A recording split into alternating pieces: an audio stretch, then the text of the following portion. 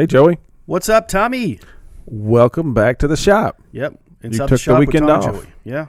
Yep. I did. I had to.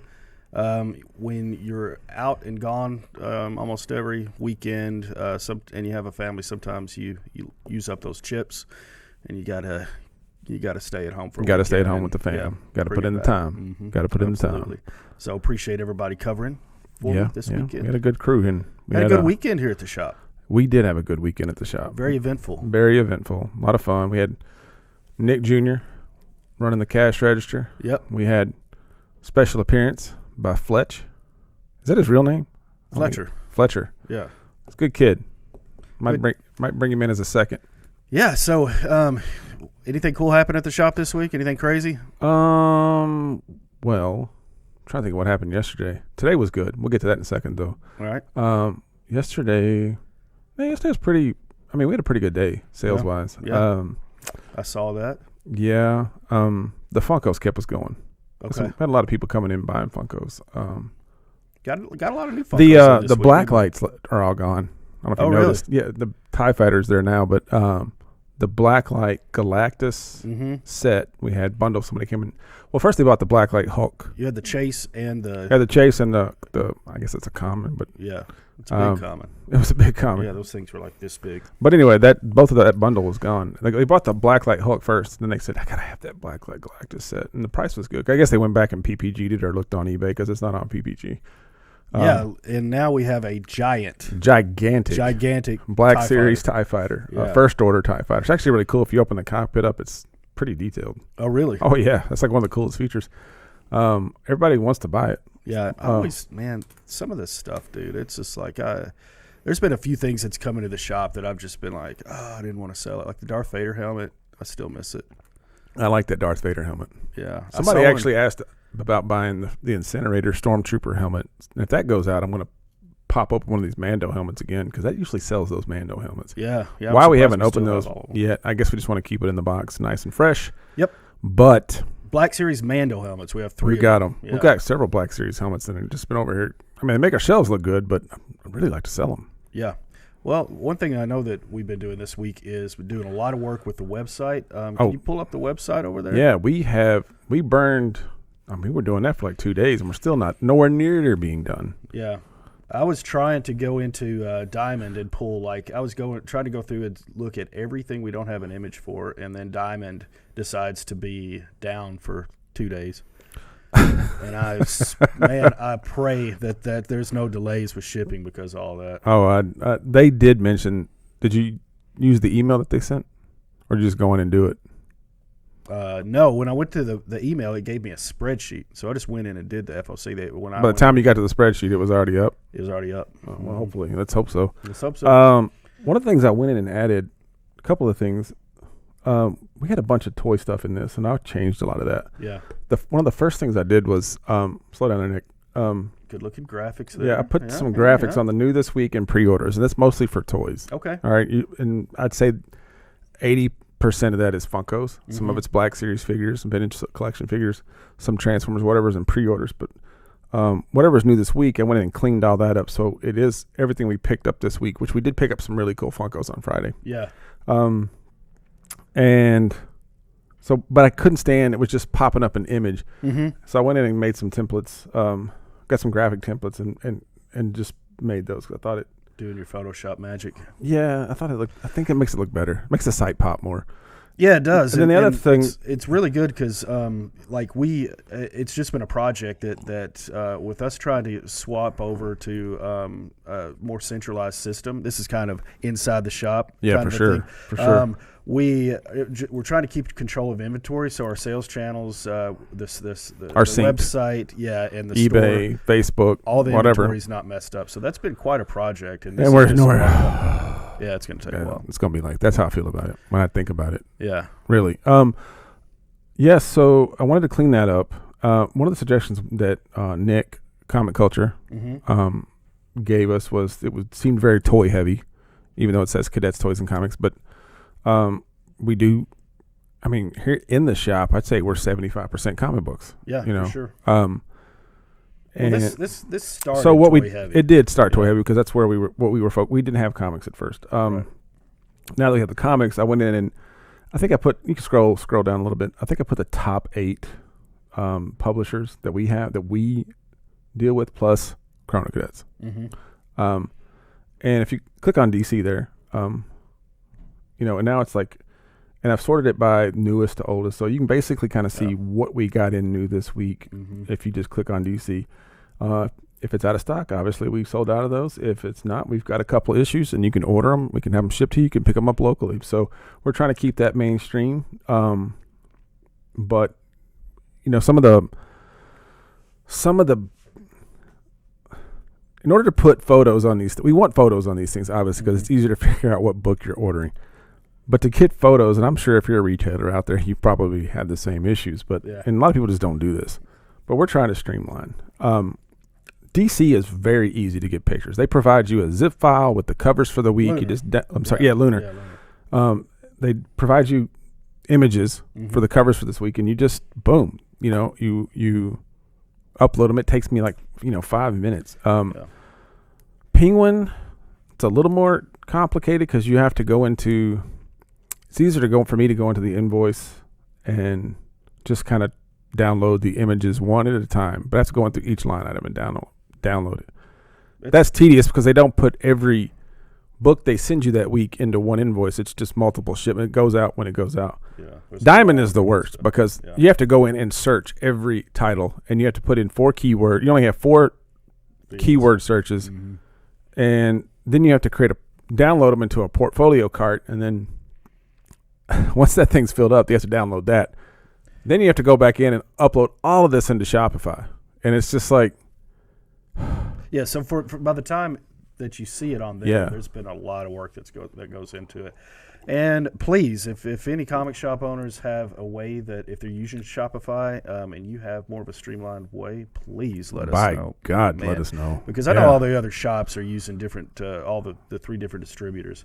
And I like Shopify. I'm not going to dog on Shop. They've got some. I mean, it's really helped our business in a lot of ways, especially trying to do online sales and in-store sales and sales through eBay and social media. There's a lot of apps, a lot of advantages, and a lot of themes you can really customize your website. And I really like using Shopify. It's been a lot of fun putting the site together. But I'm also trying to categorize it in a way that's like the shop. I like what I strive to do inside the shop. You know this. You come in here and you've seen some changes. We spent last Monday completely flip the shop. As you can see. Because what we wanted was, if people can't find it, they're not going to buy it. They can't see it. They can't see the price. They can't look at it. It's like, they're going to walk out and you're going to lose sales. And that's not us. And that's something we've learned coming out of the flea market. It's like coming out of the garage. It's like, we've really got to be visible in what we're doing. Yeah, not just prices, but just signage and all the way. This has all been. Hey, go back to the homepage on that. I wanted to go through a couple of things real quick. Go ahead, Tommy. I was just. Yeah, well, I mean, my point is, I just think what we're really striving for is visibility. Yeah. And then next step on us is, and this is sort of congruent too, but it's like, is that the right word? To coincide with this, we're really trying to ramp up our online marketing through social media, through our email marketing system, which is provided by Shopify. Yep. So a lot of different channels, a lot of different verticals that we're trying to take advantage of. Scroll down to the bottom of this. This is the homepage, and we did change that. What were we looking at? Well, when you could see what was coming in through Diamond. Weekly. Well, the reason I took that off because that widget only worked with Diamond, and when Penguin and Marvel took off, and Penguin and DC are not longer part of Diamond. It's like there was no need to.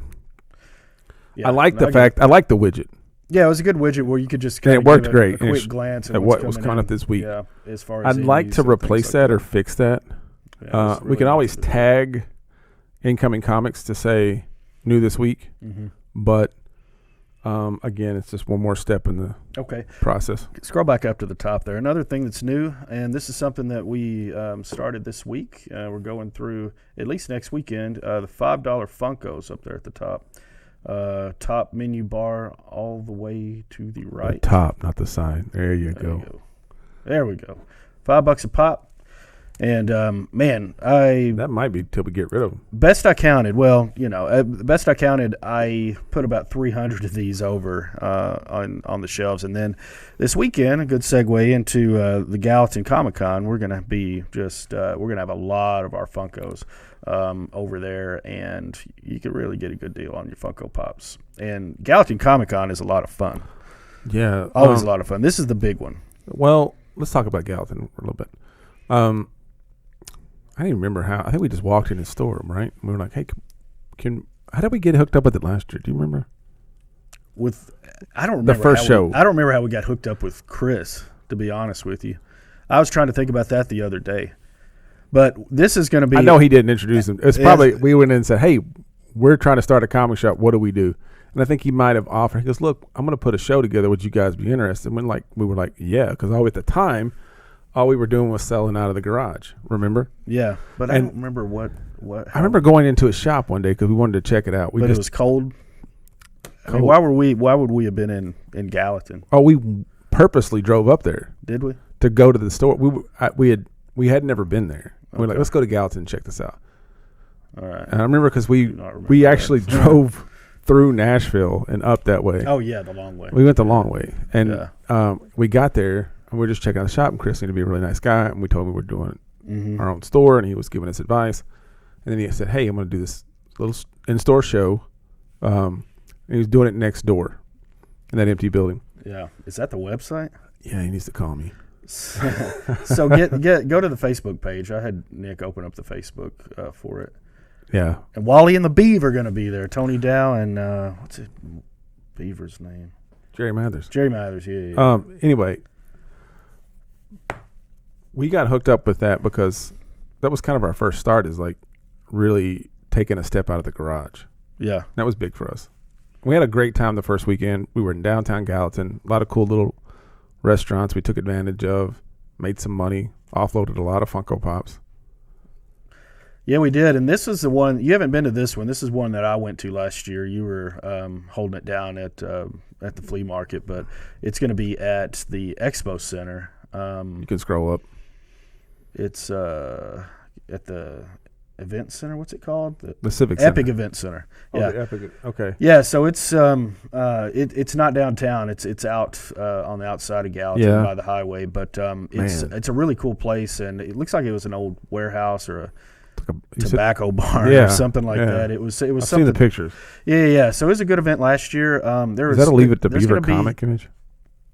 No, it might be a TV guide.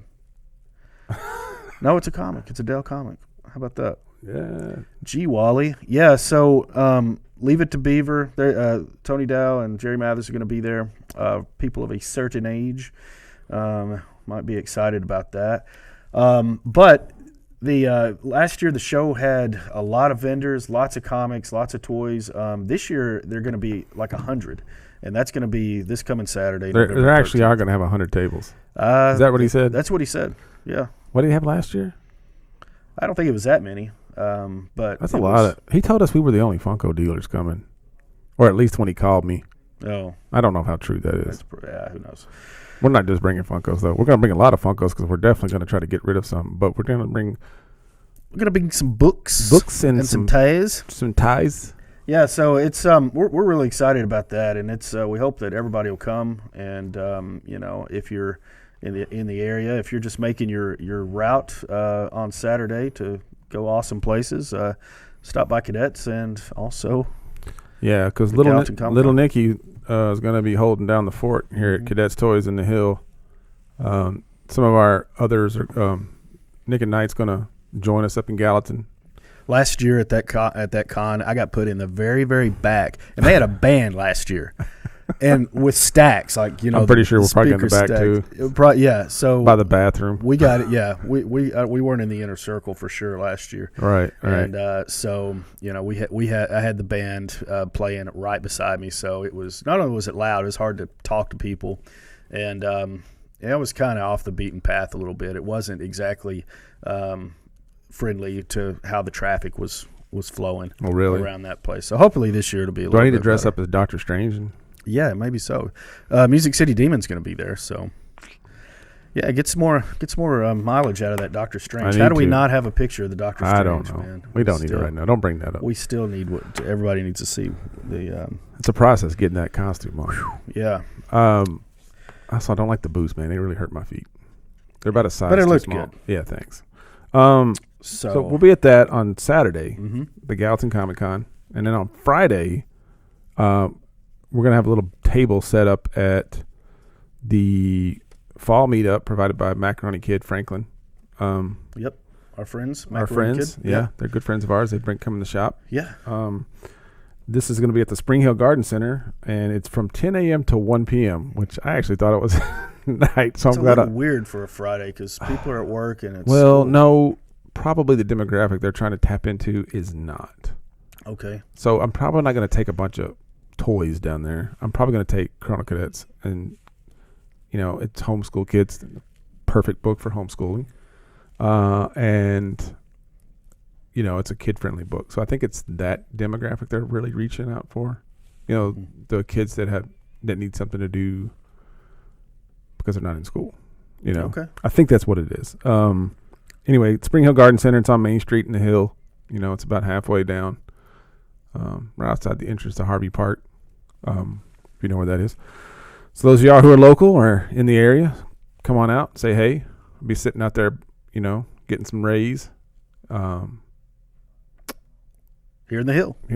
Yep. Going to be like a fall festival type of thing. Fall festival. There's going to be kind of I think feel? face painting and games and, other vendors. There's other tables.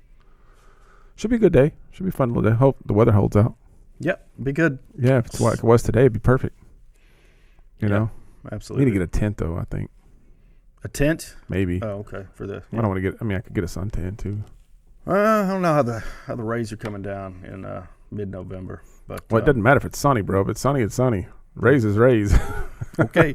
Right? Even though we're further away from the sun right now. Getting further and further I don't away. know, man, it just depends. Time changed. We're also in the south here. Yeah. Anyway, all that. So, so go to, let's see here. Let's see. Did you want to say anything about pre-orders or anything like that on here? Are we done? We done with? I'm done with the website. Okay. I think we were talking about what we had done this weekend, Mm-hmm. which we never finished. We got off on these tangents, but one of the Like big, we always do. which is fine. We worked on the website. You can go back to the homepage. Yeah. Got that. Still working on that. We're never going to be finished with that thing. But we did get. Shoot us a message if you buy anything on there and just. Let us know what we can do to make it better. Yeah. Or if. Just But we see spent if a lot of time have working it. on inventory. We're looking for what pictures are missing, what prices are not right. There's a lot of stuff in this store, so it's taking time. Yeah, because there was a migration from another Yes. system to this, so we're trying. The to old get that system, fixed. we just shooting from the hip. Yeah, yeah. Problem is we're selling things online, and then we're going to the store, and we don't have them because the inventory wasn't taken out properly. Trying to fix that problem. New store, please forgive us. All right. But today, I actually came in today. One of the biggest things I did is, obviously, you notice I cleaned up in the back. Yeah, looks good. Looks good. I got tired of side shuffling and down the hall. That'll look good for our pictures for Wizards for our Magic approval, so we can sell that stuff in the shop. Yeah, We haven't done that yet. they're gonna want to see a clean bathroom. Oh, I've got one. Yeah, I did that this morning. yeah. I got here early. I wanted to clean the bathroom. It was one of my things. I actually went and bought air freshener and everything, man. Yeah. Because before it looked like a janitor's closet, and people would say, "Can we use your bathroom?" And I was really embarrassed to ever let anybody use that bathroom. Now I don't feel so bad. Yeah. In fact, I actually let 2 or 3 people use it today. So it's open, but I actually was anticipating a chill Saturday. Mm-hmm. And it was not. It turned into. Well, you had called and said, "Hey, somebody's going to bring in a collection," and I kind of shrugged it. I was like, whatever. Then he brought it in, and honestly, it was in 3 banker boxes. And I said, well, I don't know. Of course, when I first opened the first one, it was a bunch of Richie Rich and like a lot of the stuff. Beetle Bailey, a lot of that stuff, and there's a place for that. Don't get me wrong. There is a place for it because a guy came in this week asking for Sad Sack and Beetle Bailey, and which we got today. We never had those. Yeah, and I was like, okay, but then I started digging, and then I found Werewolf by Night. Which I actually have. I have one. Show the people Werewolf by Night. That beautiful goodness. Werewolf by Night. This is a Werewolf by Night 33, and he had 3 in the first box, and it was 30, 31, 33. I was like, "Where's 32?" Right. Which everybody knows. First appearance of Moon Knight. And I was like, "Well," he said, "Well, I've got more boxes at home." I said, "Well, I'd like to make you an offer on these comics." I said, "Can you go get how far do you live?" He goes, like 10 minutes. I said, "Why don't you go grab them and I'll just make you an offer on all of them." And he goes, "Okay."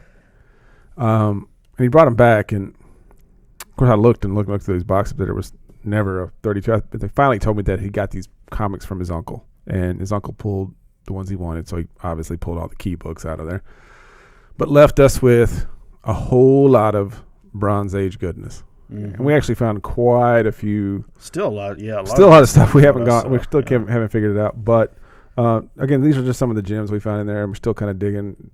This is Werewolf by Night 33. Yeah. And that is. I think it's the second Moon Knight. High Above the City. Yeah. Beast Moon Knight. And this was Invaders #1. Ooh, look at that. It's actually in pretty good shape. Really, really cool cover. Tom pointed this one out. Marvel Spotlight with First Spider-Woman. Oh, yes. Look at her. Not a super expensive book, but it's actually really cool. Yeah. She doesn't even have like her hair hanging out. Yeah, I was just looking at that. No hair. I hate it. I like the hair. Gotta have the hair. Matt. Shout out to Matt. He's claimed this one. Oh, has he? Yeah, he's got to decide if he's going to buy Nova guy. It's either this or the Comic Con next week. That's what he said. Nova #1. Know anything about Nova? Can you tell me anything about Nova? I couldn't tell you. I don't read Marvel. Reliable cars. I know one of my best friends, that was his first car in Nova. That's what Tom's here for, to tell us about Nova. And Nick. Look at this. This is pretty cool. Hulk. King Size Annual #5. Yeah. Hulk. Oh, man. Yeah, really cool. It's just I think this is cool because he actually fights all these, Groot's in here, and Titan, all these monsters that he fights. Tom pointed this one out, said it was really, really cool. Yeah. And we got a bunch of giant-sized books, but of course I had to pull out the giant-sized Doctor Strange. Yeah, man. A lot of this is, like I said, this is just we've got 2. I guess it's just 2 long boxes that we still haven't gone through. Yeah, I saw a lot of those giant size. A lot of giant size. A lot of. I will say this: it's all Bronze Age. I think the oldest. This 50 cents might be the highest. These king size, they might be the highest. Most of them are 25 cents. 25 cents. There might be some 35 12s. Cents, but for the most part, I don't think anything's past 76 on here. Maybe it's a good year. It's not Mar. Yeah, it's a very good year. So really good stuff, man. It was a really good day. That really kind of landed in my lap about midday and sort of took up the rest of the day because I called a couple of customers and said, "Hey, I just got a collection and you want to kind of go through it?" They did. Bought some books. Bumped the numbers up for the day. And then we had to get ready for the cast, so I didn't get finished with that stuff. So we got our work cut out for us this week. Because I'd like to take some of these to the con. Yeah. So I went out and get these bagged and boarded, priced, and ready to go for the show. But that was sort of the day-to-day. So it really kind of took my day from being like a chill Sunday, which Sunday's usually our day when the church kids come in and go through the Pokemon, and some people straggle in and pick up a book or some Funko Pops, but this really kind of bumped up the day a lot, and I was really excited about it. So it's 3-0, LA. What? Rams and the Titans are playing right now while we're doing this. So what's the time? Man, are we dedicated? What quarter? It's first quarter. They just what are you worried about? They kicked the field goal. It's a score update. Oh, okay. Which the game's going to be over by the time anybody sees this, but I've got to see what's going on. To see how those Titans are going to do without Derrick Henry. I'm a little worried. Speaking of football games. The field, yep, they beat Ballard 52-0. They didn't just beat Ballard. Yeah. I don't know what's going on. Nobody cares about this, but real quick, at Mayfield football Kentucky football playoffs, I guess they let everybody in the district play in it because Ballard County has one win, and they were in the playoffs for Mayfield to play. So they'll end up playing Murray again, and then we'll see what happens from there. Anyway, go Cards. We hadn't talked about this yet, so I just wanted to get you filled in. No, we got to talk about Mayfield. In the field, yeah. When you guys, when this cast comes on, the opening sequence, I guess you would call it. Is that what you call it in the biz? The intro. The intro would be you could see the Mayfield Courthouse. There's a couple of Mayfield. What's the other one? Is it a? There's a. Is it a mural? The War Memorial. War Memorial. Yeah, is on there. I think I put that tobacco barn on there. Did you? I can't remember. I have to go back and look. There's like 4 or 5 Mayfield pictures in there. Yeah, because and a lot of pictures of me going. Well, I had made that. I wanted us to look ridiculous as much as possible. But mission accomplished. Yeah. But I wanted to include. Really bring it. We home had just with this came back podcast. from that Mayfield trip last year, and when we started that cast, and I put that intro together. I just thought, why would we not? In the field, baby. In the field, baby. So, anyway, good weekend. We had a good week. Looking forward to next week. We got 2 events coming up at the weekends. It's going to be a long weekend. Yes. Which is going to be long for me because I actually have to go. I forgot about this. I actually have to drive to Atlanta on Thursday morning and come back Thursday night and then turn around and do Friday and Saturday. Ew. That's right. I forgot about that. Yeah. Fun. Is that work? Yep. Yeah. Fun. Well, I've got a little list here of things to talk about, Tommy.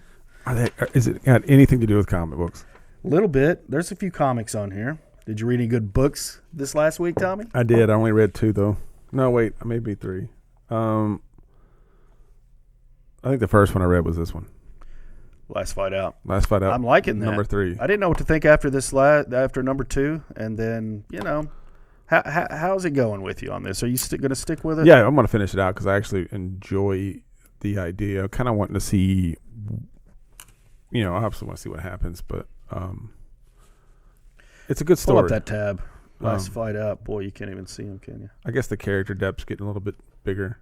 Yeah. I don't know. We'll just have to see,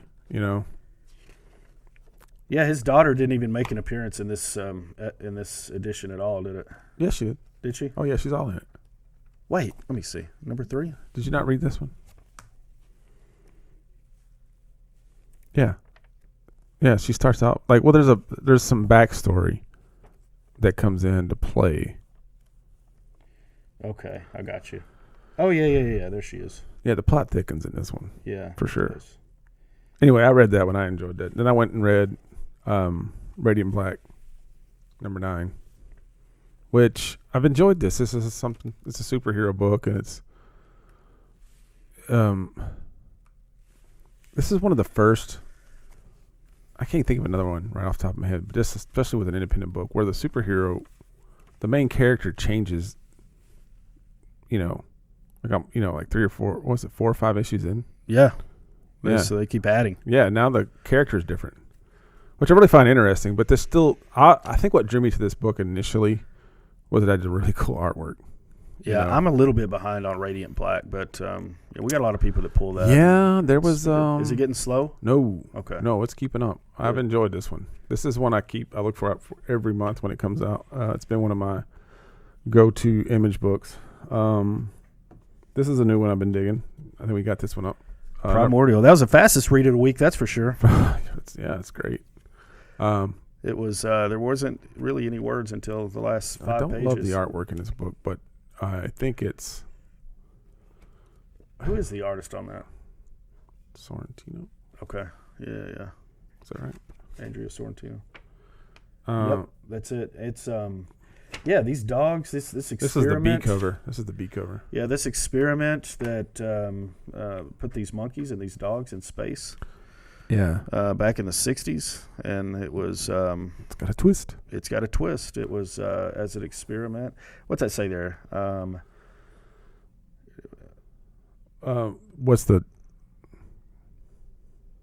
is the description? Yeah. It's a thrilling new series from Jeff Lemire and Andrea Sorrentino, the award-winning creative team behind Gideon Falls. Gideon Falls. There we go. Okay. Yeah.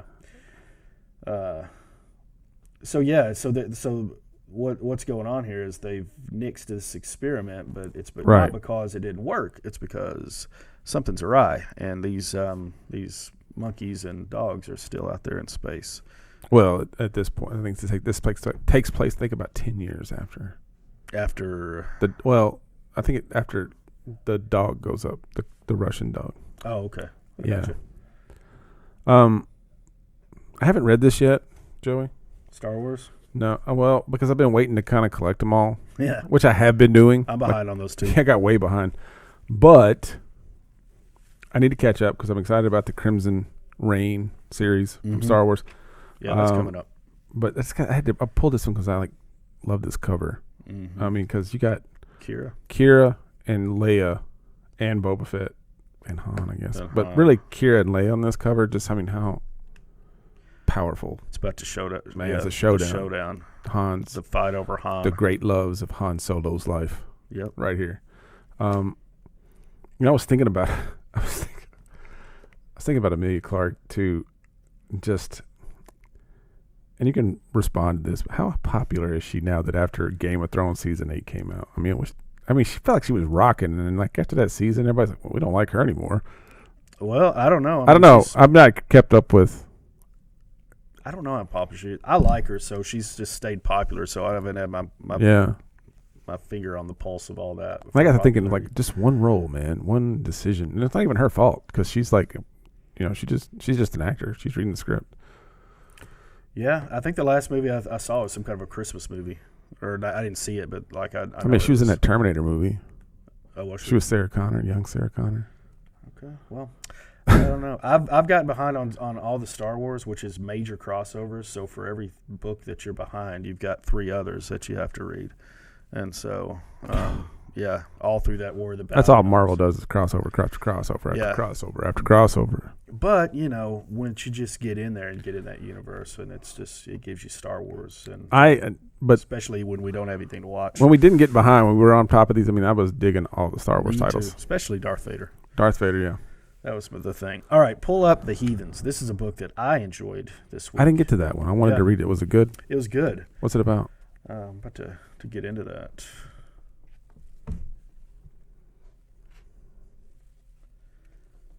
All right. Let's see. What's the synopsis there? Read that. Read that for me, Tommy. You don't have your glasses on? I'm having trouble seeing. I can't see it now because he highlighted it. All right. When evil men and women escape from the depths of the eternal abyss, the pirate queen, Lady... Does that say she? I think so. Lady She is sent to retrieve them... But I can't see this either, man. Especially in talking to this mic. But when history's most notorious killer breaks free, even she needs help. Enter the Heathens. She, Lucky, Luciano, and Bumpy Johnson? Yeah, from Bumpy Johnson. American Gangster. Okay. Sophia the Golden Hand and Billy the Kid. From hell they came to... What does that say? I don't know.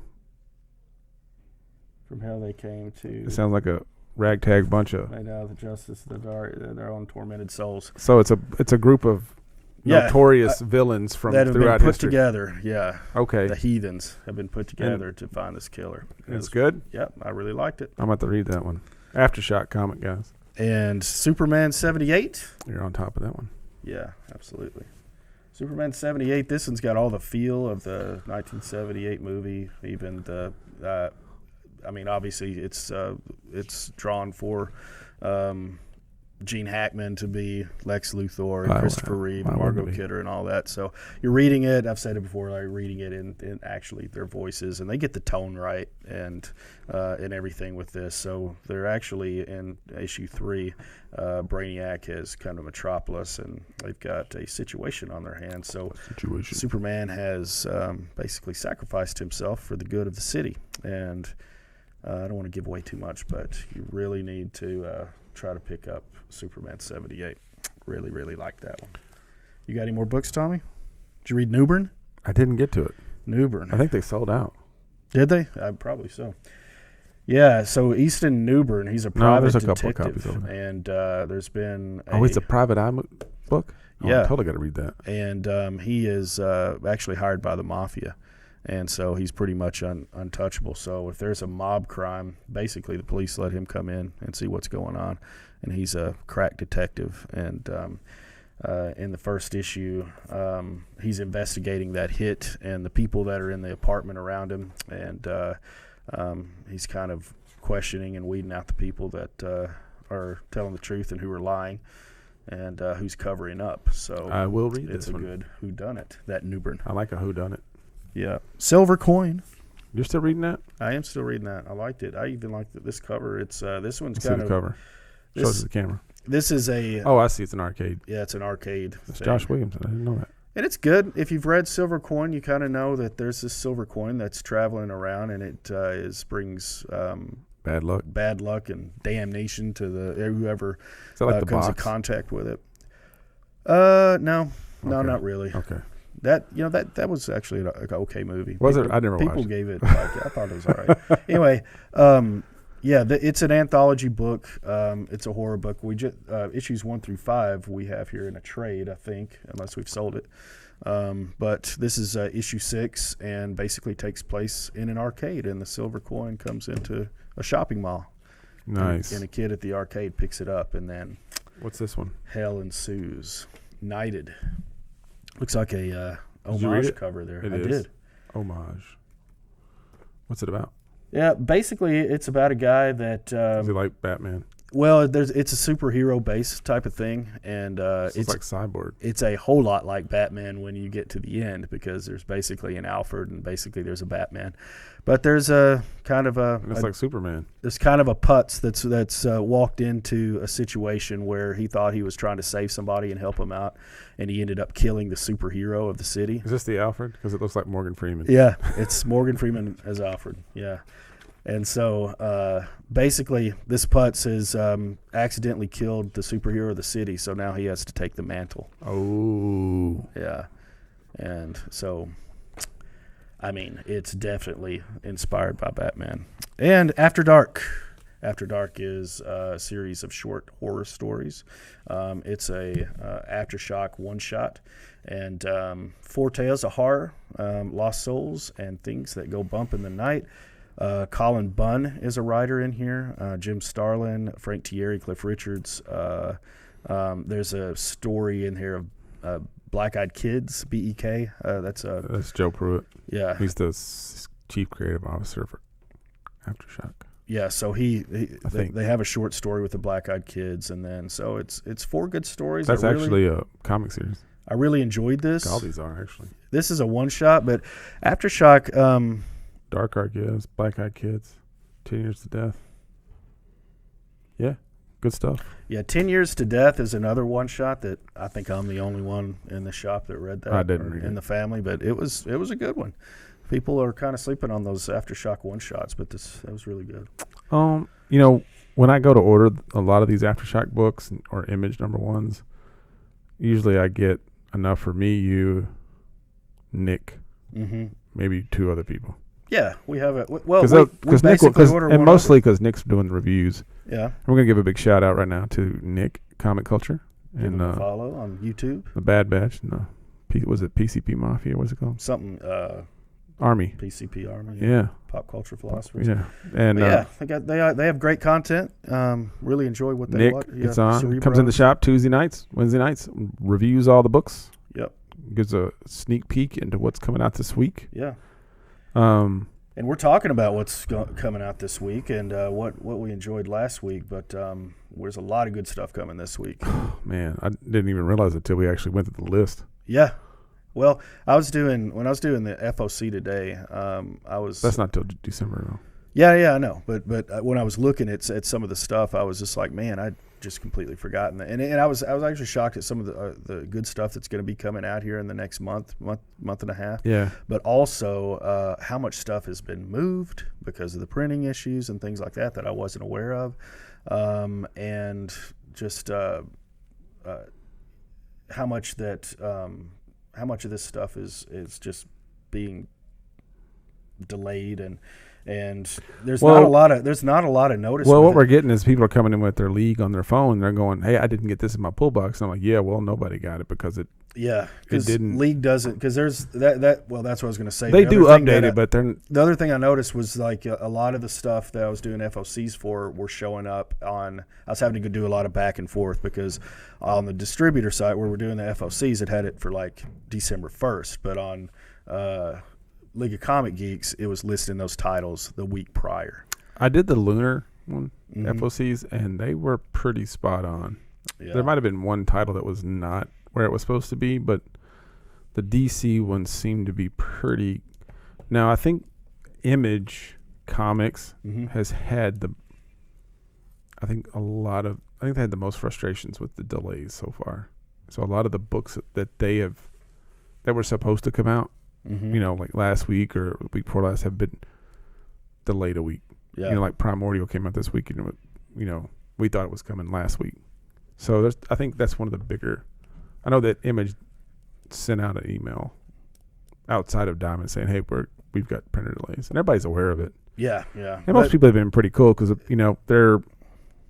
I mean, they're going to get it when they get it. Number one, number two. If you're like us, you probably got a stack of books you got to finish anyway. Right, that is very true, and unfortunately, people are going to be looking for Hulk #1, and it's not going to be here this week. So that's been pushed. And I think it's the 24th. I'm going to have to double check that. But as it on League of Comic Geeks, Hulk #1 says that it's going to be here this week.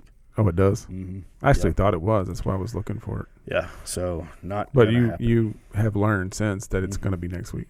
Yeah, 2 weeks. Oh, 2 weeks. I think so. I'm going to have to double check. Don't hold me to that right now.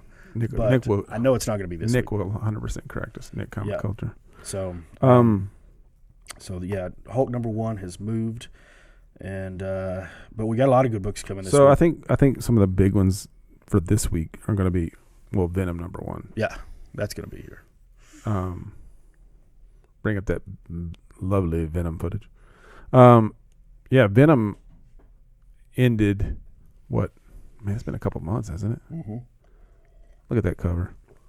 Venom covers never disappoint. Ever. They've got a lot of covers, bro. We got a lot of covers coming in. How many variants? A dozen. Yeah. Man. Yeah. There's one for every artist out there. Yeah. Everybody got a spot on the Venom. But yeah, so Venom #1 will probably be our book of the week for sure. At least one of our books of the week. So Chicken Devil's not going to make it? Chicken Devil's pretty popular with some of the guys. Yeah, I liked it. It's a little Breaking Bad. Is it? Ish, yeah. Oh, really? Yeah. Was it like Bunny Mask? No. Not even close? No, it's not anything supernatural. Oh, I didn't read either one of those. So horror thing, yeah. A lot of cool covers for Venom. I think some other things coming out this week that we're looking forward to. The Thing #1's coming out. I don't know how well that's going to do. We've got a couple of Fantastic Four fans in here, but I've got a whole Blom box over here full of back issue things. Yeah, we got a lot of things sitting over there. Yeah, I don't think this is a really big series. Where's the furthest place from here? That's the most interesting book to me coming out this week. What's the furthest place from here? What did I say? What's the furthest place? Yeah, by Tyler Boss and Matthew Rosenberg. Mm-hmm. Post-apocalyptic coming of age story of 4 kids walking to a bank's Tyler Boss. What? I don't think they finished that sentence. No, 4 kids walk into a bank. That's another book by Tyler Boss. You really got to wear your glasses when you do this. Yeah, I guess I do. The world has ended. Yeah, we don't have to read every description on here, but I think this is a book to look forward to. Yeah, this I don't know how many out has a version that comes out with a record. I did order like some 45. record. Yeah. Yeah, I think you're supposed to read along. Put on a candle. Turn the page. Yeah. Smoke some contraband. What's the furthest? I got a postcard that looks like that sent to my house. Oh, you did? Yeah. From who? From Image. Did you really? I did. How's that? I don't know. How do you get? I don't get a postcard from Image. I don't know. You don't have any idea? Did you order something straight from Image? Never did. Is your name on a marketing list? Maybe. I do think we have that poster hanging up on the window, right? Huh? That poster's hanging on the window, right? I think so. Yeah, I put it. At least it was at one time. Yeah. Yeah, I'm really excited about that book. From DC, I'm looking forward to Robin and Batman, which is mostly focusing on the early moments of Dick Grayson right after his parents are killed in his struggle to deal with that. It's Jeff Lemire, Dustin Nguyen. That's interesting. I'm really excited about this one. I'm excited about that. I like that. I've always said that I think DC should focus more on the Robins, and now they got a Robin and Batman. I know the Robins series is coming out, which I've always thought seeing them in a series on their own would be good. Now, it's like getting excited about the new Star Trek reboot. You know, it's like, all right, they're doing more Star Trek, but is it going to be good? Right. So I'm excited about the fact that they're doing it. Let's see how those come out. But next week, Robin and Batman #1. Those are actually in. I'm going to go pull one out. I should have read it already. But I've been busy cleaning and reorganizing. Really, they didn't do the OG Robin short pants costume, though. Oh, I hate that they're doing these long pants Robins because, just bring back the old short pants. That was fun. Yeah, short pants and elf feet. Yeah. Let's do it. Come on, guys. Lord. What else we got? Let's see. Keep it real. Okay, this is interesting. Regarding the matter of Oswald's body, #1. Yes. Look at that. It's a cool cover. It is a cool cover. Another boom #1. Boom. Where is Lee Harvey Oswald's body? Sounds interesting. Yes. I don't think a lot of people pulled this one, but I did order extras, so I'm hoping I'm actually interested in reading this one. So as soon as it hits the shelf, I'll be checking it out. Yeah. Don't be putting any spine ticks in that bad boy. It'll be my copy. Let's see. Any other #1s this week? Doesn't look like it. You got any #1s? I just wrote down. No, I don't have any #1s. I'm looking forward to Maze Book 3. Maze Book 3. I've enjoyed Maze Book. If you love being depressed, that's your copy. It is a sad book. Yeah.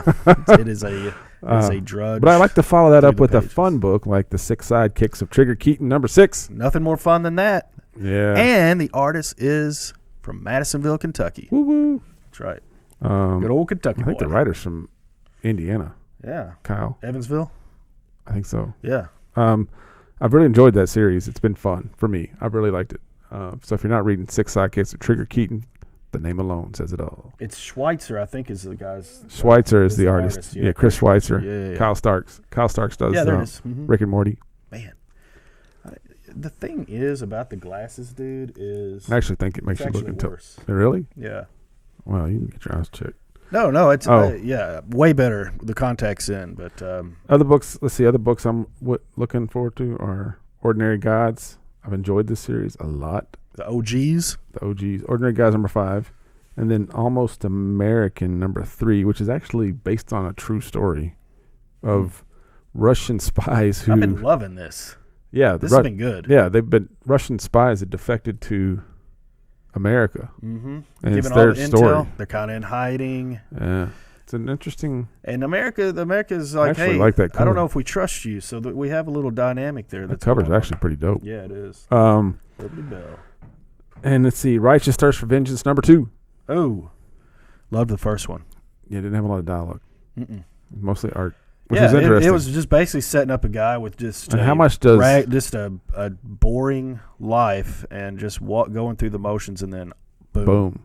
It all changes. Yeah. And they did a really good job of with that artwork and the sequential, the sequence to set that up and make it feel like, man, this dude is just going through the motions of life.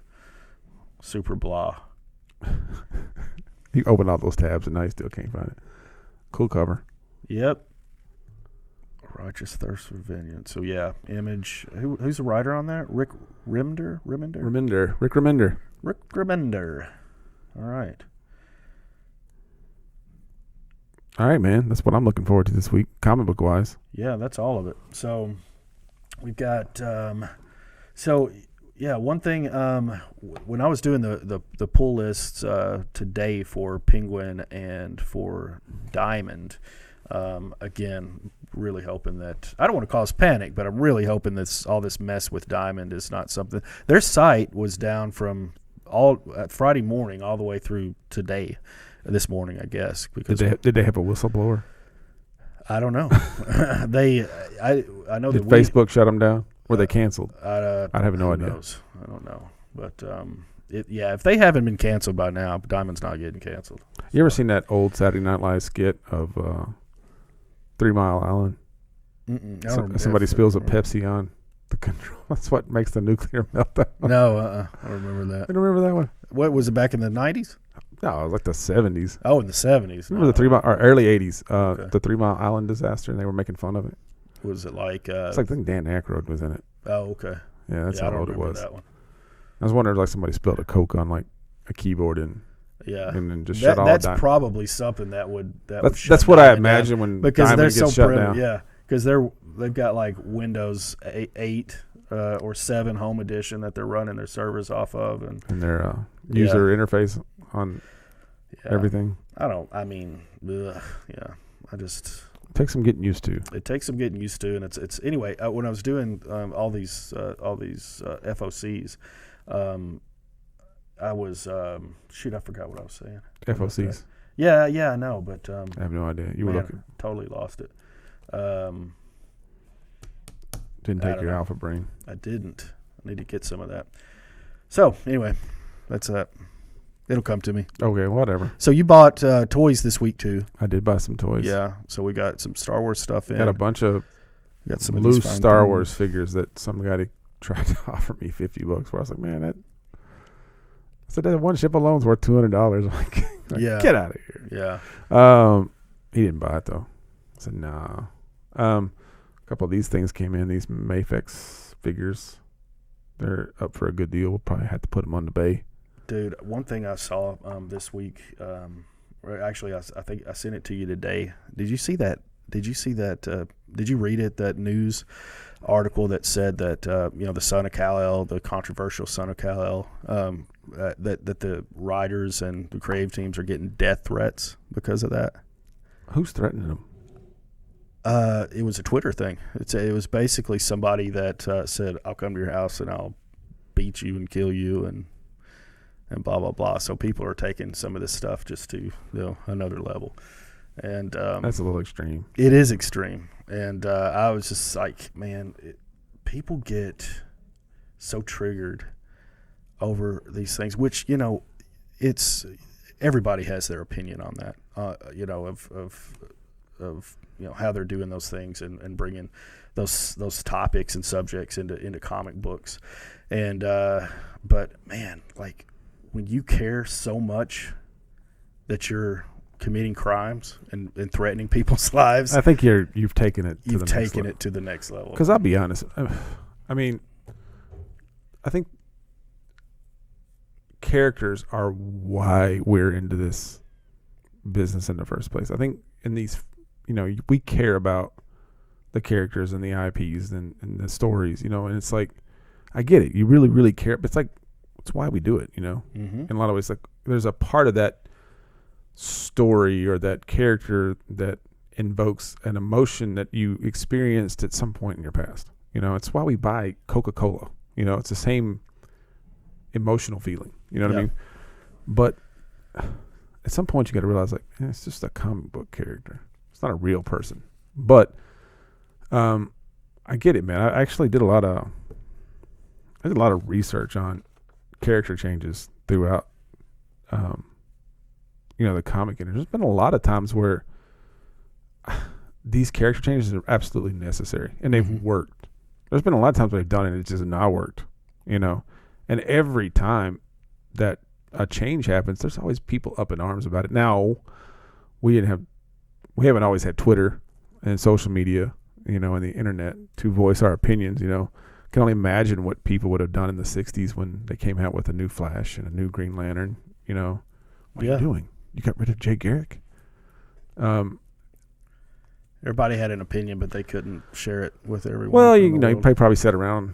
Yeah. Say, hey, man, they changed Flash. Mm-hmm. But but to be honest, like, bringing those characters out of post-World War II or the World War II era was very necessary for the changing of the times, So I get that character changes you have to, in order to stay relevant, you have to evolve. You have to evolve. Yeah, but also I think there's a reason why people are fans of certain things. You know what I mean? Yeah. And when you change too much, you lose that core fan base that got you there in the first place. I think that's true with Star Wars, Star Trek. Now I'm seeing it in comic books. I mean, Batman is nothing like what it was when I picked it up. Oh, nothing. Yeah, it was a campy. Sure, there's a Batman. There's also like another Batman now. You know, it's like, yeah, things have gotten really wide, and but with. Well, go ahead. No, what were you gonna say though? You said you read the article and was like, what? Well, yeah, it's just that to your point, things have to change. These characters have to change with the times, and these publishers are the DC, Marvel. These guys, they have to make these characters. Like it seems like they go so wide. There's a few different Batmans. There's multiverses. There's and I know that's a trope, for writing and things like that. But the way that they change these things, it's just like the shoehorning and the things that they do now. It's different now because it seems like there's a lot of posturing and there's a lot of social. What do you call it? Pandering. Well, pandering, but just this. It's the word. It's late. But what they try to do is it's okay to introduce these things like I have no problem with representation. I'm glad that there's representation for LGBTQ and things like that. But like when you're shoehorning it in, it's not doing a service to. In my opinion, to that demographic.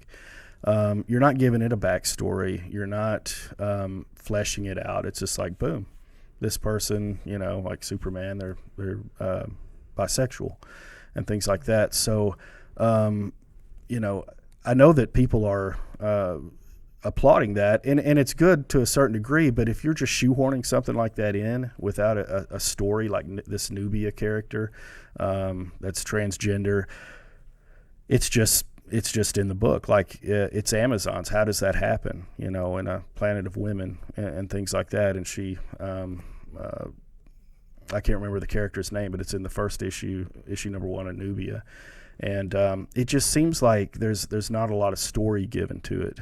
And so if you're going to introduce those things, at least take the time to give it its due and to flesh it out and give it a good story instead of saying, hey, this is what's happening. And then all of a sudden, everybody's up in arms about it, or a lot of people are. And, first trans Amazon introducing Wonder Woman series. Baya, yeah. Is that Baya? Is that right? I don't know. I'm not familiar with the character. I actually read that issue. And I don't know if it was very fleshed out in there either. I think it was just kind of like. It didn't seem overt, like just, it seemed, so, just what I'm trying to say is, if it just seems like you're trying to force it on people, and nobody likes that. Even some of the most open-minded people. But if you're going to do that, don't just do it to pander. Like give it a good backstory and give it its due, because otherwise it just looks like you're, shoehorning and you're doing it for.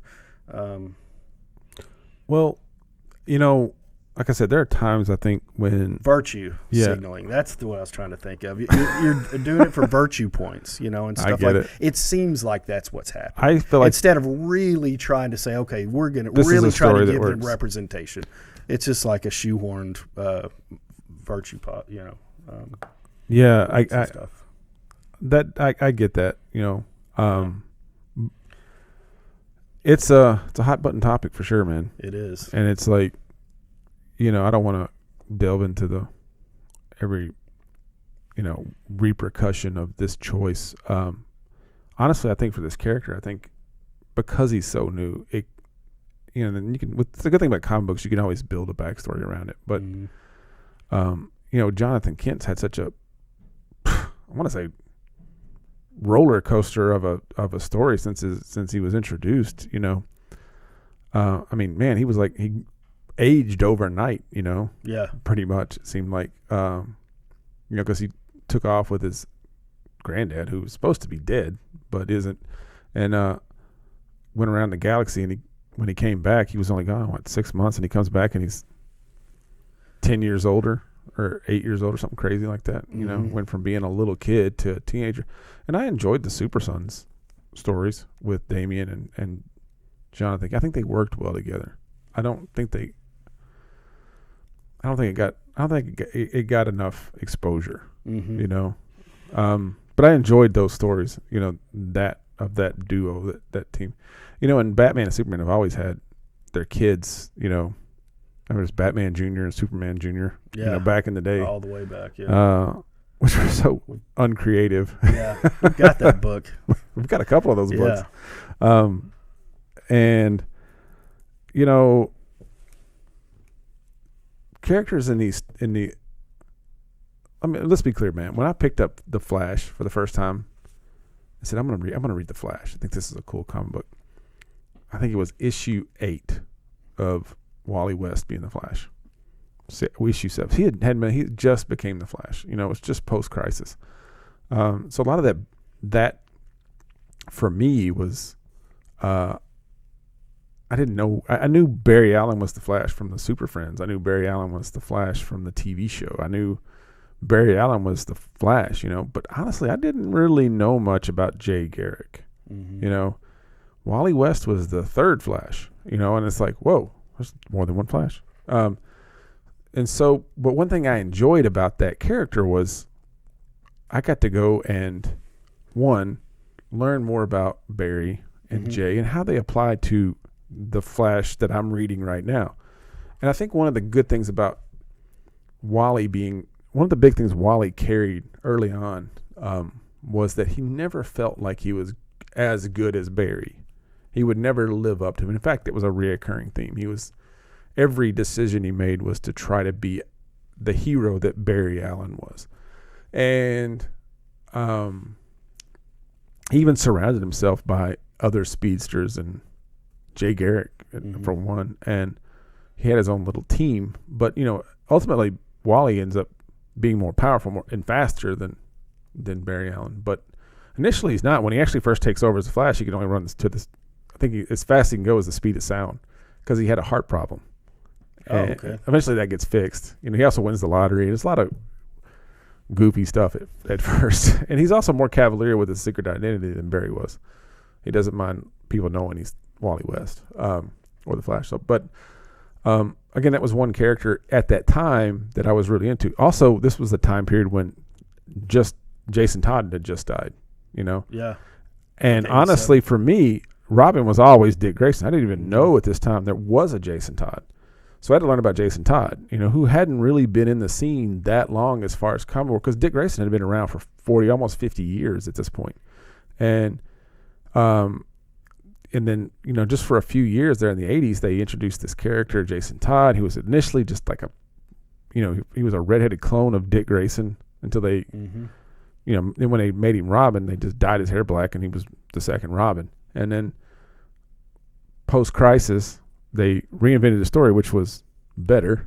He went from being a clone of Dick Grayson to a street punk, and then, then they killed him. And then Tim Drake comes into the scene, which is about where I started. And Tim Drake was Robin, for almost 30 years. Yeah.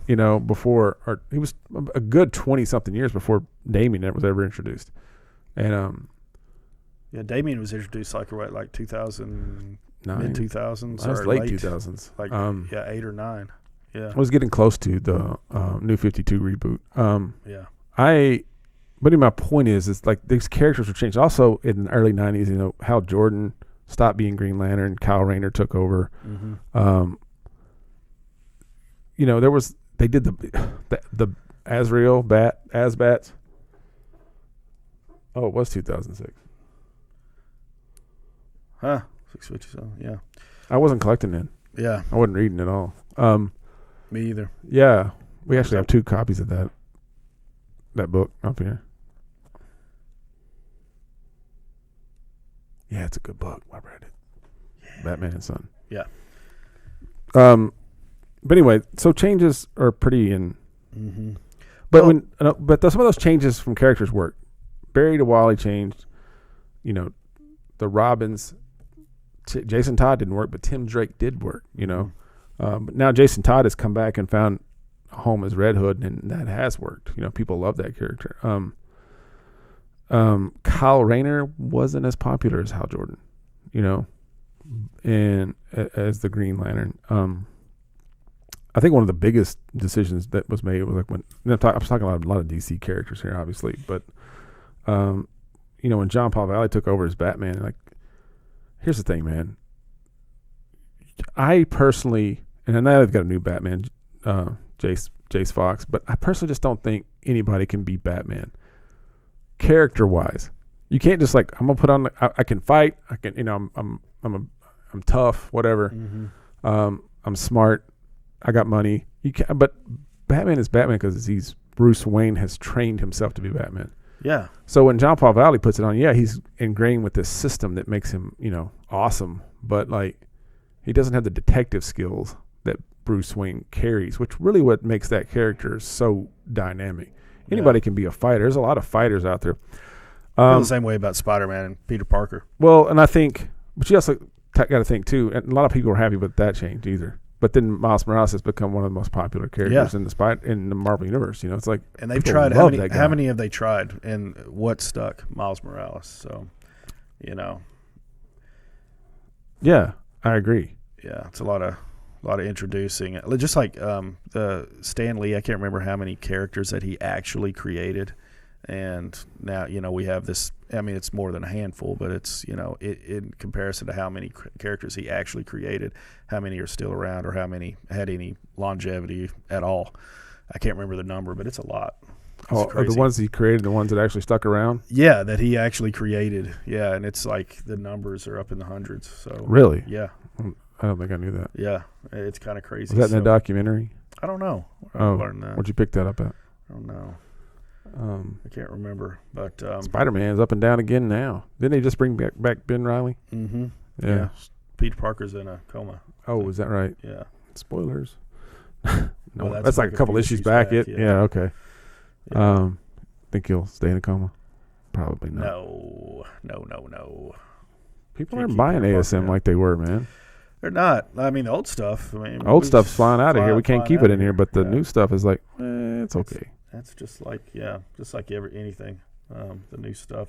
We have our new stuff customers, and we have our back issues people, and they don't seem like they cross over too much. They don't. To me, I'm just off the top of my head. Wow. Our people that have that buy off the wall. I do think Matt does both. No. I'm not saying they don't at all. Oh, you're right. There's not a lot of crossover. No, because some of these guys just want that nostalgia. Yeah, and there's nothing like that. That nostalgia of going through, like, just the ads, man. And it's great. It's just that would never fly now. Some of those ads and the way that they sold to kids, there like was something we got. X-ray glasses with like there was something we got. Woman's dress and stuff. We got this. We got this spoof, this copy of Spoof, which was a Marvel, I guess, sort of a version of Mad Magazine in this collection. Yeah. I think Tom bought it. But it's like, it's got Archie Bunker. Yeah, and it's got like it's got 2 characters that are coming into Archie Bunker's house, and I think was a black lady and the other one was this like hippie dude, and it's just like what they're saying, and like they just wouldn't fly today. Yeah, it's just interesting. Like, and that was a racy show for its time anyway. Dude, just like, I mean, you watch the Office, which is, it's getting some age on it, but it's not that long ago. No. And like Arrested Development and stuff, it's just like, man, that stuff would not in any way fly now. Yeah. Yeah. No, there were some gems in that collection, man. I'm actually excited to finish going through it. Yeah, I'm excited to go through it too. I just missed all the fun not being here. Well, but I was doing good things. Well, we're not done with it, so you can still go through it. Oh yeah. I'm sure I'm going to be do the work, bagging, boarding, and pricing them. Yeah. Well, I've done about 100 of them. Half. No, not even close. Not even close to how. I'll say there's books I have not seen. Not even close. We actually sold 50 of them in the first 5 minutes because those guys came in. You can go see the Stones Thursday night at Mercedes-Benz Stadium. I've already met Mick Jagger, dude. I've checked that bucket list off. Okay. Check. I've seen him in concert, but I've never. What's a get-in price for that? Let's see. Nosebleeds. You got to hit accept. Get-in price $140. Worth it. Worth it to see the Stones. Would you go? Yeah, I've you got tickets? No. Oh, you have seen them? I've seen them, yeah. Oh, I've never seen them. Yeah. Anytime I've gone, I've just done the get-in price, you know. It's always in a football stadium. Oh, yeah? Yeah. You've seen them more than once? Wait, have I seen them more than once? No, I haven't seen them more than once. We saw them here in Nashville? Yeah, I saw them here in Nashville. Oh, okay. I never there seen it is. I don't think I have like a burning desire to go see the Stones. I think that's a bucket list thing. Really? You gotta see the Stones once before. I think the one I've always. You're playing house money right now that they're still out, and they're in their 70s and 80s or whatever. They're still killing it too, from what I understand. Yeah. There's a great. I think show. they're back there snorting like coke and I don't just know. like coming out they're just clean, and I don't have any idea, man. I met Mick Jagger about 20 years ago. What'd you say? At FVO Schwartz? Yeah. Yeah. He was a very nice guy. Yeah, I've heard he is a nice guy. Yeah. So was he like, hey, No. it's a toy. What kind of toys on here? No, he just asked me if he wanted something to put in his suitcase. Looking for something to go in my suitcase. I said, who are you buying for? And he said, it's my son. I said, how old is he? He's like, I think he was like 8 or 10 at the time. And yeah, little short dude. Of course, everybody's short to me. Anyway, so I ended up sold him a box of Legos, like exclusive Legos. Yeah. Old Mick. Yep. It's the man. You ever seen Almost Famous? Yeah. Yeah, Almost Famous. One of my favorite movies. Yeah, with let's see, who was it? It was about the kid that was working for the Rolling Stones, and he traveled with the band. Yeah. That's definitely a comment. Yeah, that's something everybody has to see. It's a Cameron Crowe film. Cameron Crowe, yeah. Yeah, and anyway, there's is it Jimmy Fallon? Yeah, Jimmy Fallon's like, he ends up being their manager for this band. That's not, I can't remember who his character was. Not Jimmy, but Jimmy Fallon was playing this manager. And when he goes in to do this pitch about, hey, I want to represent you guys, he goes, and one of the lines he has in there is, if you think Mick Jagger is going to still be out there performing when he's 50, you've got another thing coming. Because you got to prepare for the future, which was a nice little, because this was in the like early 2000s, so it was an interesting little dig at the Rolling Stones back in the day. Yeah. Well, they all made it. Joke's on us. Hey, it just goes to show you, man.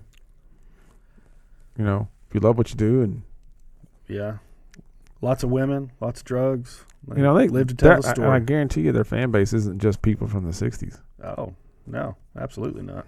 I love them, and they were. I mean, they were making records. They're still making records, but they were making records, pretty often when we were kids. So, is that this weekend? That show? Oh, it's Thursday. I thought it said. And you're going? No, you're not going. I said you should go because you're going to be in Atlanta. Oh, it's in Atlanta. Yeah, Mercedes-Benz Stadium. Oh, why didn't they just play in Nashville? Not too long ago, a couple of weeks ago, I think. I don't know. Matt, didn't you go to that show? No, I don't remember. Somebody in here went to that show. Not me. Oh, okay. No, I'm gonna come back Thursday afternoon. I've got to be at this thing on Friday. I'm not gonna go to some. You can make it happen. Rock. I could make it happen, but I'm not gonna.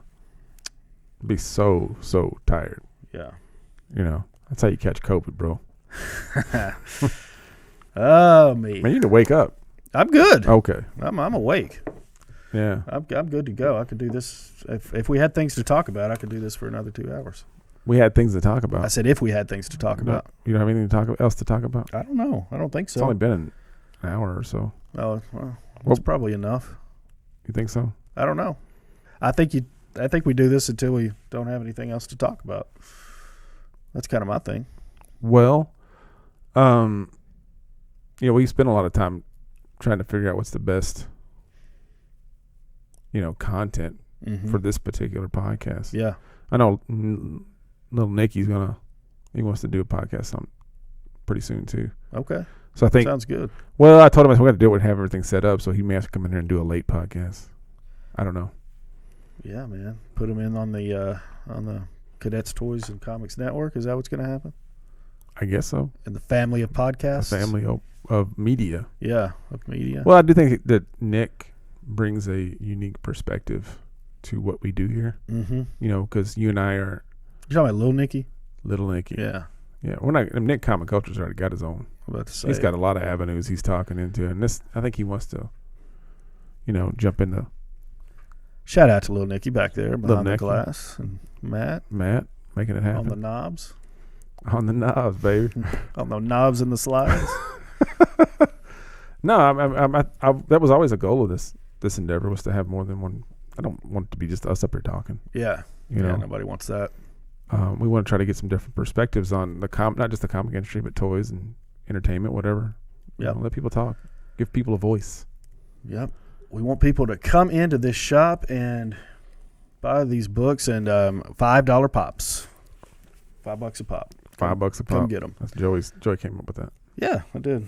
So Real clever. Yeah, I'm good for it every once in a while. Every once in a while. So I'm good, man. Okay. Let's cut it, and we will be back next week. But first, Gallatin Comic Con this Saturday, November the 13th.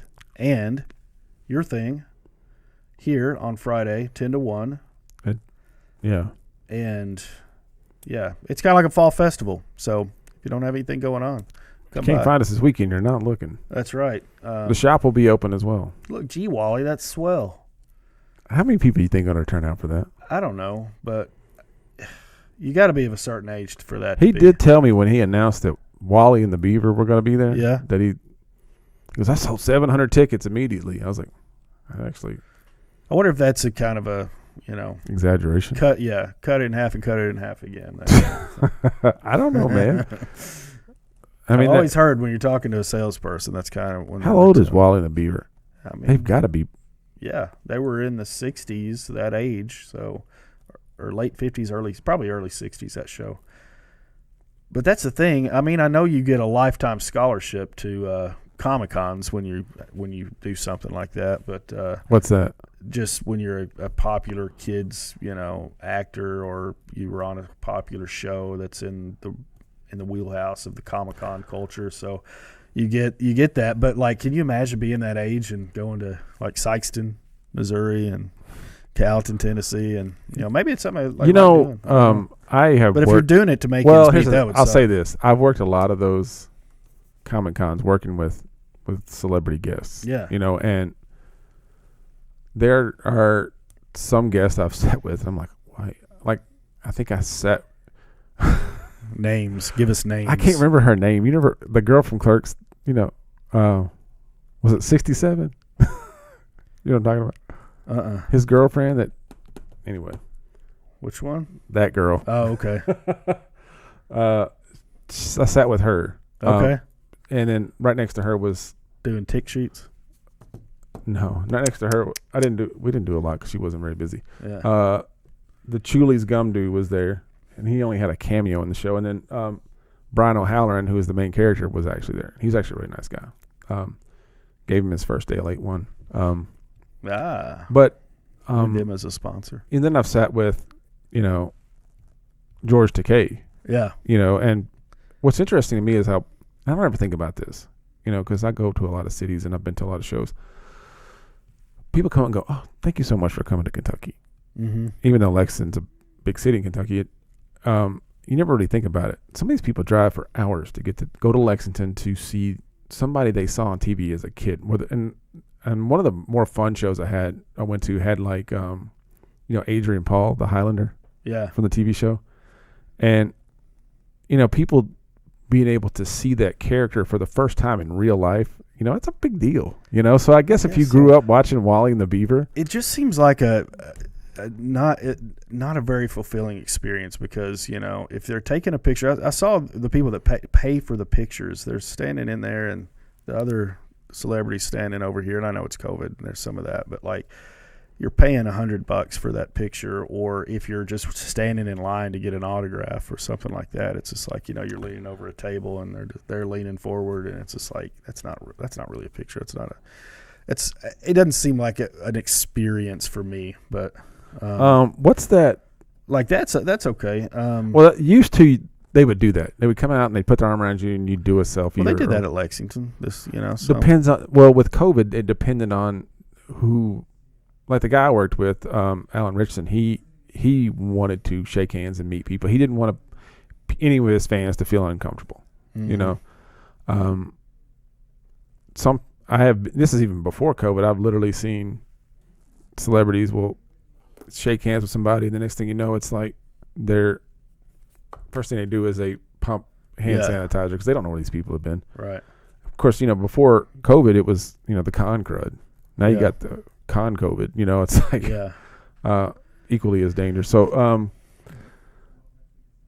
well, I mean, it's for me personally, that's something like if you could, because the people that were like Ming and the guy that you were working with, Alan Rickman, what's his name? Alan Richardson, sorry. He's Hawk on the Titan show. Yeah. They were cool about that. So you could, you know, get your So what you're saying is like you can't understand why people pay X number of dollars. I mean, actually, Eckstein charges a lot. Yeah, well, like Tom Welling and Michael Rosenbaum, you were leaning over a table or they were standing 6 feet away from you. Like, it's a weird looking picture because you're like, and he's standing like way over there, like smiling too. It's just, you know, that was $120. So, was it really? Yeah. Did you go up and look at the prices? Yeah, I went on that floor and looked and see, you know, and looked to see what the prices were. Well, the bigger the star, obviously, the more they're going to cost. Right. They were definitely the headliners there, but you know, it's not as fulfilled. Like those meet and greets, like you can buy those ticket packages, like with some of the bands that I like, but I've just never heard comedians and stuff, and it's just like it's not worth. You know, the extra honestly money though, I when I work those cons, I'd rather be with somebody that's super interesting. Mm-hmm. And some of the more super interesting people are the ones that are less famous, you know. The more famous you are, the more you've done this, the more it almost becomes routine. You know, I actually got into like watching Winona Earp because I went to the con and went to a panel and saw the cast talk, and you could just tell they were like new at this, and it was very exciting for them. Mm-hmm. You know, then you go watch the Star Trek, the Next Generation catch, which I love, Mm-hmm. you know. But you know they've done a bazillion cons, you know, and it's like one more con and one more city. Mm-hmm. But people, you can't. It's almost They're like going through the motions. For people to meet these stars is probably, for most people, you know, is a once in a lifetime opportunity, and so it's worth it to them to spend $120 for that once in a lifetime opportunity. I mean, come on, dude. We're in a comic book store where people will drop $120 Tony Shalhoub on a floppy comic book. Mm-hmm. You know, so it's like, shout out, Tony. Oh, is that the Galaxy Quest group? Yeah. Why are we bringing that up? I don't know. I love that show, by the way. Rest in peace, Alan Rickman. So, yeah. Oh, that's why it is, because you said Alan Rickman. Oh yeah, my bad. He wanted you to know who Alan Rickman was. Yeah. Thank you. Thank you for that. Now I can hear them laughing back there. Yeah. They're really loud. That room, we need to soundproof that room. Add that to the list. I've got some soundproof foam in my garage. No, it's in my garage. There's some in mine too. Seriously? Yeah. Oh. But anyway, I think that's so. Chris did say maybe next year that he'll try to get the Dukes of Hazzard cast or something. I don't know. Now that would be cool. That would be really cool. Man, I would be down. I mean, what is up, Tom Wopat? Is that who you want to meet? If you had to pick one person, probably. I mean, I think I'm not talking Schneider about like some hot chick. I'm talking about like is there somebody you would like? I really want to meet that person. Well, I mean, there's not many of them alive. Are you talking about Dukes of Hazzard or? Just no, I'm saying they have like to be alive. Oh. Like you're not going to want to meet Robin Williams because that's not going to work. No. I mean, I just thought. I didn't if there's a character like Dukes of Hazzard. Well, at these Comic Cons, you know who I'd really like to see at this Comic Con? Who would it be? Oh, that's a good question.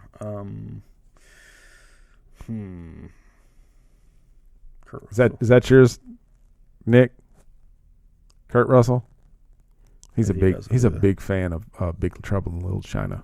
Okay. I'm often kind of blown away at the movies this kid see.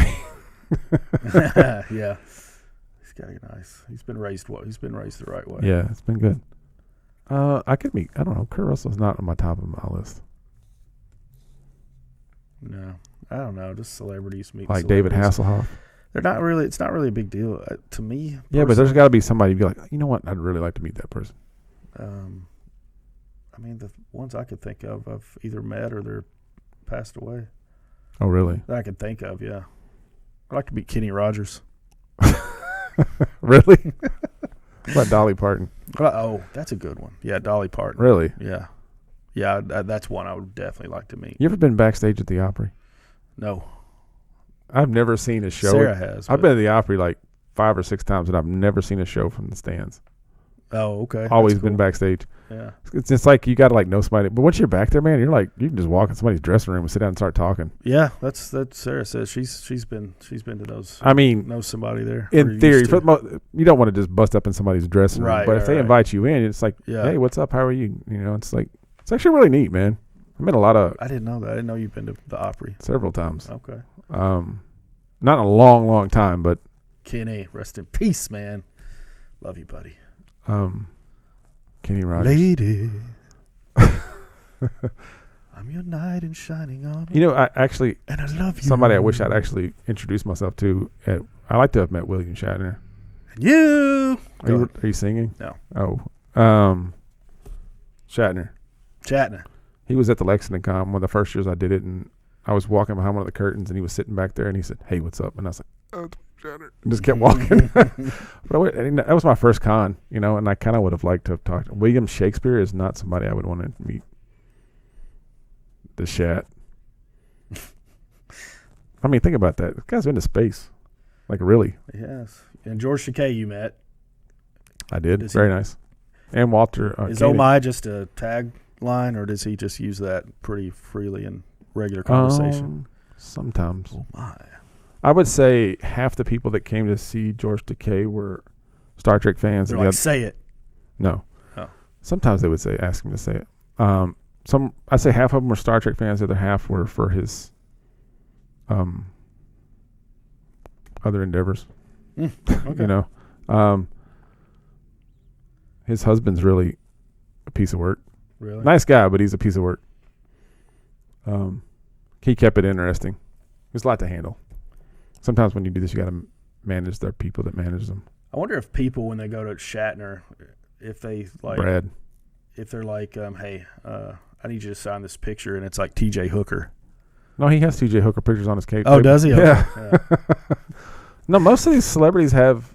Well, because people are fans of whatever. I mean, yeah, I know. But you go see Shatner for. You go see Shatner for. I mean, I would go see him for Star Trek, obviously, but the Twilight Zone episode, like the still of the guy. He probably had that on his table. Yeah, I'm sure. Because a lot of their managers will provide these pictures for them, so they just go download anything people. So he did have T.J. Hooker. I'm pretty sure he had it. I'm pretty sure somebody came through. That's what I would take up there. I've got I actually have met 3 of the OG Star Wars people, Star Trek people. Yeah, he is. You're under arrest. Did you ever watch that show? I've seen some episodes. Anyway, my point is, I've met 3 of these people. I actually had drinks with Nichelle Nichols. That was actually pretty cool. She actually had a bottle of bourbon underneath her table and was just back there lit the whole time. But I would have liked to have met Shatner. And then by the time I'd started meeting these characters, like Nimoy was sick and then he passed away. And then the rest of them had already passed away by then. So it was like, but, you know, man, meeting your heroes is a treacherous thing. Yeah. Absolutely. Some of them are a-holes. Mm-hmm. You know, and not just because they've been doing this for so long, you know. Nobody I worked with, though. They've all been pretty nice. Bruce Campbell, this is... Oh, is that yours, Nick? Bruce Campbell? That's Nikki's guy. He'd be an interesting guy to meet. Yeah. I met Kevin Sorbo once. Who is he? Was he Hercules? Yeah. Yeah. Little airbrushed abs. I can hear them talking back there. Can you hear them? Yeah, I can hear them. Let's see the score. Titans are 21-3. Wait, in the second quarter. the Titans are up 21-3? Yeah. I told you not to worry about that field goal. No, I wasn't worried about it. I mean, that's the beginning of the game. That's a score. All right. Shut them down. Ha ha. Well, Tighten up. it's been a fun night. Yeah, it has been a fun night. We got a little off topic, but I That's always all like right. talking about whatever because it's inside the shop. And whatever's inside the shop is This fair. is the stuff we talk about inside the shop anyway. Absolutely. Yeah. So we'll be back next week. Yep. Probably have a lot to talk about after the con. Yeah, absolutely. And all these books that are coming out this week, we got to try to do a good job about reading those. And I got to get better at reviewing these things because, like, Well, I didn't want to get this to be a comic review show. no. It's just like this is what I read. This is why I liked it. But because I wanted people to get excited about these books. Oh, yeah, too. come in and buy them for sure. Yeah, but I'll read them at night, and then Yeah. I'll go to bed, and then I'll, forget. You read stuff- yours at night. I stuff read mine about at the dog park. I Yeah. can only mostly get two of them. And there's this woman at the dog park that thinks that the dog park is her personal backyard. it. Mm-hmm. She'll stand outside the fence like, "Are you almost done?" I'm like, "No." Yeah. I've actually just kind of gotten to the point where like I'm not going to get up. Just bring your dog in here or go walk it, Yeah. But Fuck out of here. and if you show up with your dogs and she's just sitting in there, she's like, Mhm. you just have to wait. I'm like, no, I'm just going to go in and let my dogs loose. I'm only worried about that is like once the dogs are in the park, and you take them off the leashes, it's like they'll jump on the other dog and that could just cause all kinds of problems. But anyway, I read my comic books at the dog park. Yeah. Well, I should try to read them during the day, but I don't seem like I have time to do that. So. Well, it's just the nature of running one. You don't have time to read them. Yes, this is true. All right. Well, till next week. Until next week. All right. Aight, son. All right, son. Bye, son. Bye, son.